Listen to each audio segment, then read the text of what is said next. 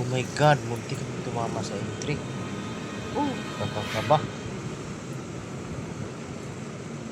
Good morning. Happy Friday sa inyong lahat.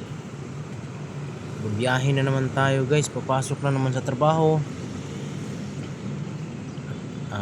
Update pala, andito kami ngayon sa Arca South. Dito kami dumadaan tuwing papasok. Sa lahat po ng oh my God, munti kaming nabangga sa L3. Nakakakaba.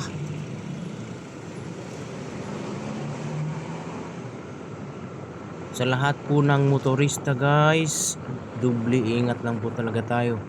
Kasi hindi natin alam yung mga pangyayari sa paligid guys. Ingat lang talaga. Ito yung mga jeep na naghanap buhay araw-araw guys. Dito nag-aantay ng mga pasahero yan.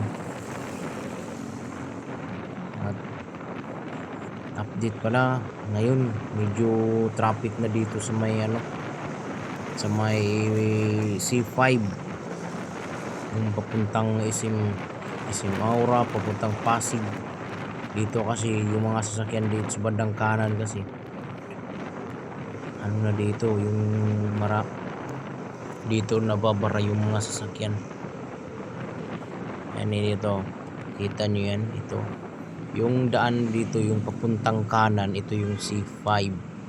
Kaya minsan dito nababara yung mga sasakyan kasi dito nila hinaharang muna ng mga enforcer.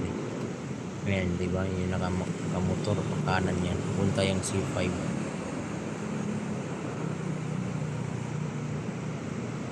Ito yung araw-araw namin na biyahe. Dito kami araw-araw dumadaan.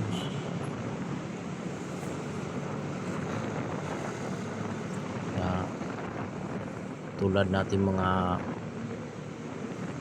motorista guys, kailangan sumunod lang talaga sa mga traffic lights para iwas disgrasya.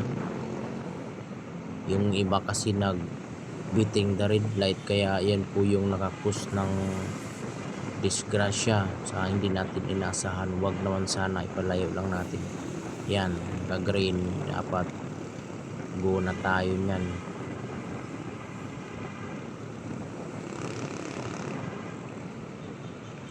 Paglagpas na dito sa C5, medyo okay na. So tuloy-tuloy na guys. Salamat sa Panginoon para hindi tayo malate.